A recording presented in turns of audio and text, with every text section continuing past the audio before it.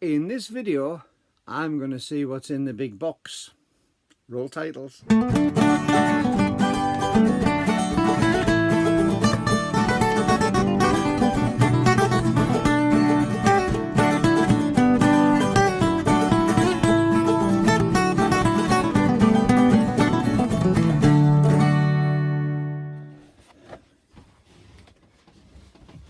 Well, hi YouTube. Brian James at Micro Four Thirds Guide with you once again, and in this episode I'm going to let you see what's inside this box because it's just arrived, the new camera. Well, used camera, but new to me. So let's get the knife out and have a look. Oh, I love the excitement of this. There's something about getting a new camera which is always fun and exciting. So let's just have a look and see what we've got in here. Courtesy of MPB. And I'm going to see how many of you have been right and wrong. I love this bit. All right, lots of paper and a black bag. We'll come back to the black bag in a moment. More paper, more paper, more paper. No, I'm not going to tell you yet. Let's have a look and see what some of the suggestions you've made and see if any of you are right.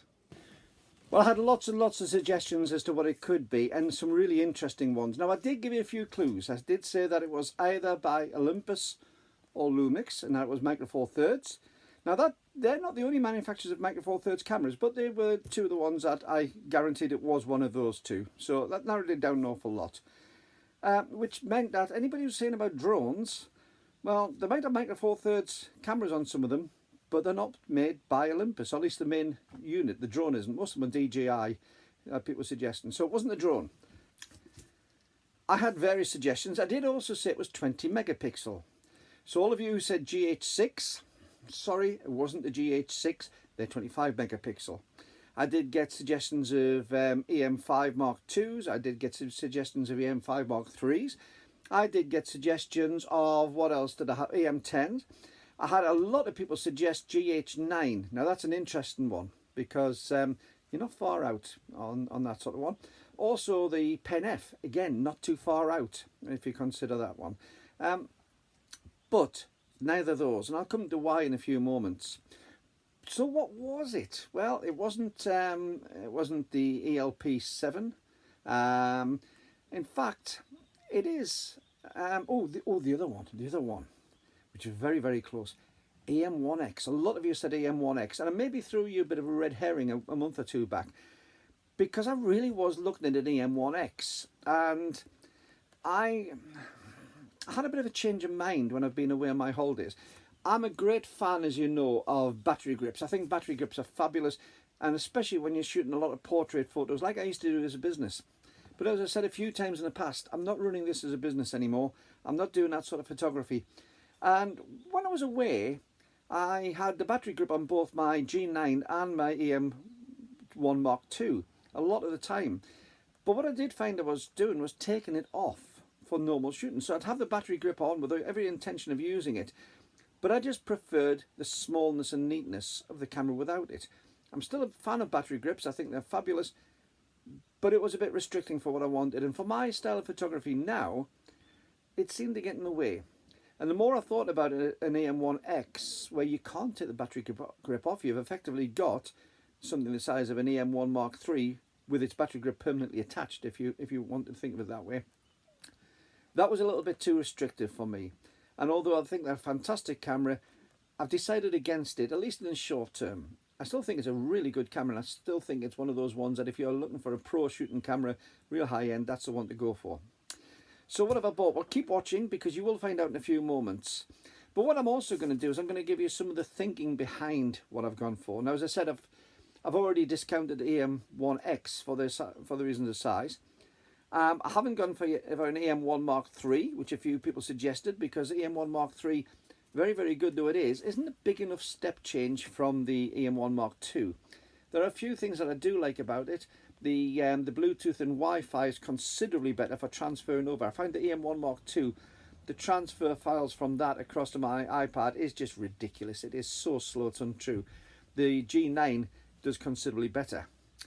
I did say about the GX9. Now the GX9 has been a really interesting camera. There's a lot of people suggested that in the past, and I've really seriously looked at it. It's got the sensor of the G9 that I've got. It's got a lot of the software usability of the G9. But there's a couple of things put me off it. I do a lot more videos than I used to, and not having a mic input on it makes it somewhat of a non-entity as a camera for me insofar as what I do these days. But I do like the small form factor. And if you remember, I did say that the camera that I've got is going to be fitting what I desire from Micro Four Thirds. And the biggest thing I find as an advantage of Micro Four Thirds is a form factor. Small lenses, small cameras, easy to carry. One of the ones that I have really enjoyed in the past is my GX1. Now I've done a video on my GX1, you'll find it above, but the GX1 that I've got is fabulous. It's really, really good, but the problem is it doesn't have an EVF, which I do find an EVF really useful, especially when the screens can't be seen easily in the sunlight. And no mic input again on that one. But I do like the form factor of the GX1. I like the fact that it's got a little inbuilt flash when you need a little bit of fill-in flash. And I actually use flash on cameras for stills quite often, even in broad daylight, even if it's not going to have any real light appeal. Because if I'm taking photographs of people, when you have that flash go off, it does tend to put little highlights in the eyes and does tend to give a little bit of a shine in the eyes themselves, get a bit more life, but also acts as a way of getting people's attention to a degree. So you take one photograph with the flash on, they naturally look towards that flash, and then you can take a second one to get the really good shot that you're after. So having a little built-in flash, which isn't that powerful, can be very, very useful still.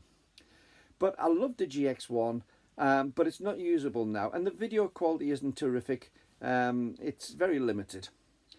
So I wanted something which is going to give me stills, which is going to be small and compact, and it's going to give me great video quality. And so, the unveiling, are we ready for this? I've gone for the Lumix G100. So the Lumix G100 is the camera I've gone for, and I'm going to take it out now and have a little look at it. So let's open the box up. As I say, this is a used one from MPB, and I'm not sponsored by MPB before anybody asks, and yes, I have paid full price for this one. I've got this, I do like cameras which are in the original packaging with all the bits and pieces in, so I've got the instruction book. Now bearing in mind that you can get this camera as a kit, which comes with the 12 to 32 zoom lens, which has got image stabilization built in it, but I've already got one of these, so I haven't gone for the kit. So let's have a look. It's got the strap,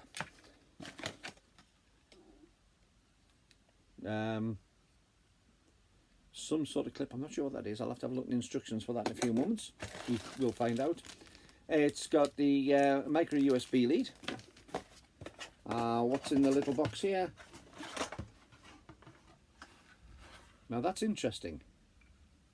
That is interesting. That is the tripod and remote for doing selfies. Keep that in mind. But here's the camera, and isn't it tiny? Absolutely minute little thing. I'm just going to see if it has got a battery, and yes, it's got the battery in it. And I think that this is the same battery as in the GX1. So let's have a little look. This is the BLG10E. This is the E, slightly higher power version, but I think it's the same. So we'll double check on that before the next video. Looks incredibly similar to the GX1 on the bottom, and it's about the similar sort of size, but it does have a electronic viewfinder. Same sensor as in the G9, and very, very similar insofar as its operation to the G9. It came out about 2020, so it's a very modern camera. And the reason I've gone for this, it gives 4K video, but I don't shoot in 4K. It's not rated as a terrific camera for 4K use. But I'm a bit tired of hearing everybody going on about 4K this, 4K this. But the majority of videos that I see on YouTube are 1080p. And that is more than enough for what I do. I shoot almost everything in 1080, either 25 frame or 30 frame. It does give abilities to do an awful lot insofar as slow motion and also time lapse on this, which is great. One of the things that is great compared to the GX1, of course, because GX1's got a fixed screen.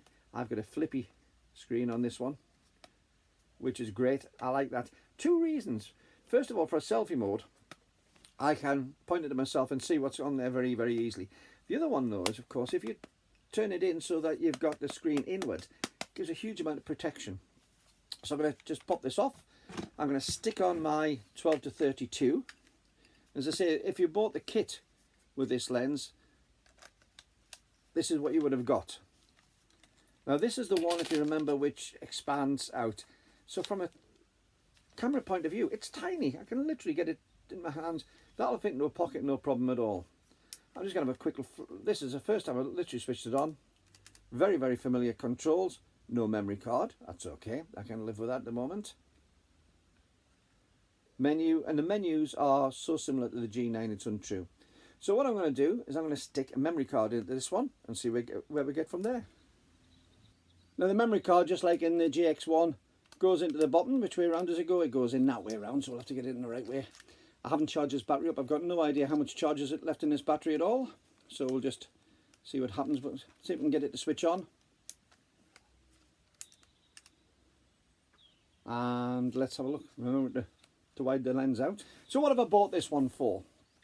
Well, I'm doing a lot more videos, and as I said in the previous video when I had you guessing about it, this is a little bit of a change as to what I'm going to be doing. I am slowly evolving my videos. You'll have noticed over time that they evolve. I bought the DJI OM5 for the camera, for the selfie stick, the gimbal, and that's been used in a couple of videos. But I'm starting to do a lot more insofar as videos. I'm not going to be doing anything cinematic or film wise, but I do want something which is going to be easy, just to set a video up and do it easy to produce stuff for YouTube. And I honestly believe that this is probably the best way to do it. It's small, it's neat, it's easy to set up. I was quite impressed by the fact that you have a flippy up flash on the top of it, as I say, for being able to do stills. And most of the reviews I've seen on this, it had a bit of a hard time in the early days when it was first released. I know there's a firmware update on this one, which I'll have to check which version it is. And I might try and check that as we're talking here. But basically the firmware update, if you get it on, I think it's version 1.1 for the firmware update, that will take you into a few improvements. From a camera point of view, the reviews I've seen on this really say that it's a fantastic little stills camera. It's not a professional level camera. It's not like the G9 at all, but it is a very, very usable stills camera. And from that point of view, that's really good for me because it's what I want to be doing. It's a good travel camera, and of course, as a stills camera, it gives me all the variation I can have from any of the lenses in the Micro Four Thirds line, from the widest open sort of 7mm lens all the way up to 500mm lenses that we have in there. So it's a fantastic camera insofar as lens capabilities. From a vlogging point of view, again, I can use the Micro Four Thirds lenses, so I can have some nice fast lenses if I want to, which will fit onto the camera without having to buy any more lenses, especially to this. I can use any of the stuff that I use for my Olympus or my Lumix cameras up to now, and no fine was going to work really well. People say it doesn't have image stabilization, and it doesn't have IBIS insofar as it doesn't have a moving sensor, a suspended sensor which will take onto that. It's a digital image stabilization, and basically what that does, you're going to lose some of the outside edge, so you get a cropped picture if you like.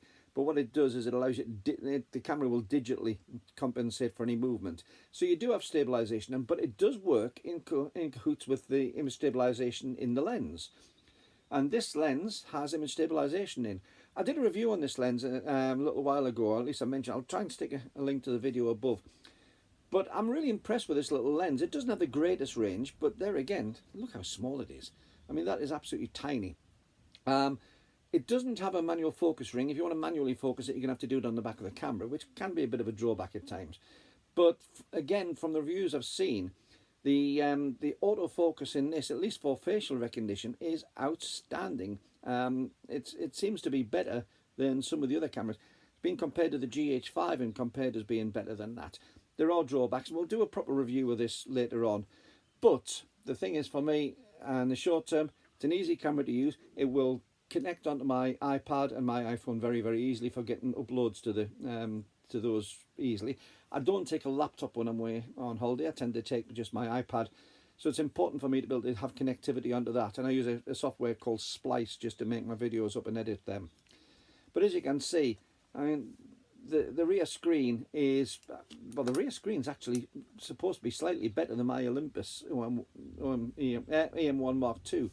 Very, very high spec. The battery life isn't supposed to be terrific, about 320 shots for stills, and you've got some limitations on time, but this is a vlogging camera. This is to produce the sort of videos that I'm doing now. So what have we got? As I say, we've got the little selfie stick. Now the selfie stick is interesting on this. It turns into a neat little tripod. It's a wired connection straight to the side through the USB, and also it acts as a selfie stick, so you can hold it out and just press stop and record on this as well. That's great. But I did mention the bag earlier on, because I ordered a selfie stick. I didn't expect to find a selfie stick in with the camera. It didn't actually say that, so I've got a bonus on that one. What it does have though, oh, that's interesting, it does have a little adapter in this for the micro USB to go into, well, a micro, well, 2.5mm four-way connector. See, I love the idea of this. It's a nice little neat tripod as well as a handle. So this is great. One of the lenses I'm looking forward to trying on this is my 14mm f2.5. So that should be an interesting one. That has image stabilization in it as well. So that would be a nice lens as a fixed focal length lens, and to get slightly better, because I think the 12 to 36 opens up to about f3.5 maximum, whereas I can get f2.5 out of my my 14mm. So we'll give that a try. So I'm going to give you an update on this as soon as I can. I'll get you some photos taken on that. But really interesting little time. I am quite interested to see what this little clip thing is, because I haven't got a clue. I've never seen any mention of it online, and I don't know what it is, and I'm not going to start pulling apart at it. But it's some sort of clip. I did say about the microphones on this. One of the reasons I've gone for this is it has Nokia microphones, but it's a neat little microphone thing. It has microphone tracking. There are 3 microphones, 2 little holes on the top and 1 at the back, and you can select between the front mics, the rear mic, surround sound so it gets it all, or a tracking mode. Now in the tracking mode, what it does is it uses the facial tracking on the autofocus to actually alter the gains of the microphone, so that you get, if I move off to one side, it's going to put the right hand side on more than the left in volume, and if I move to the left, it'll put that. So effectively you've got sound tracking in there. That's going to be interesting to try. I'm quite interested in that. But the main thing I'm going to be using this with will be, if I can find it, my little Rode Video Micro, because that'll fit neatly onto the top of that, and I think it's going to be a really good microphone to do. But the quality of the mics in this is supposed to be very good in the first place, so we'll give that a try, and I'll let you know what happens in a future video. So all of you who said GX100, just one I believe, and I'll stick the name up. I can't remember whose name it was, but I'll stick it up along the bottom. You should see a name around about there as to who it was. Congratulations to you. You were the one and only person who got the G100. So I'm really impressed at that. Have you used a G100? If you do use a G100, please drop me a line below. I'd really be interested in that. If you've never tried one before, is it something which interests you? And what do you think of it? I mean, is it something which would appeal to you, or is it totally not appealing whatsoever? Let me know in the comments below. If you haven't subscribed to this channel, please do so. There's about 50% of the people who watch us subscribers, so thank you very much. But that means that 50% of you haven't subscribed yet. Why not? It's free. Also, give me a big thumbs up if you could, because that helps the videos be spread more and more by YouTube. And if you get the chance, if you enjoyed it, there's a little PayPal link if you want to buy me a coffee just to keep the channel going. I say buy me a coffee. It's basically, it goes towards keeping the channel going. It actually costs me more than I ever make from YouTube, but we don't worry about that. But anything which is donated really is useful. It pays for a coffee when I'm out on location, or pays a little bit of the fuel to get there. So thank you. And all the ones who have given me over the time, thank you so much. You've got no idea how appreciative I am on that. However, till the next video, let's see what happens with this. The next one, I'll be going to be doing some test shots and doing some test video on it, some stills and some video. And I'll give you a little bit of an impression as a first use and see what we do. See you around. Look forward to seeing you next time. Keep on taking your camera out. Keep on having fun with your photography. Bye bye.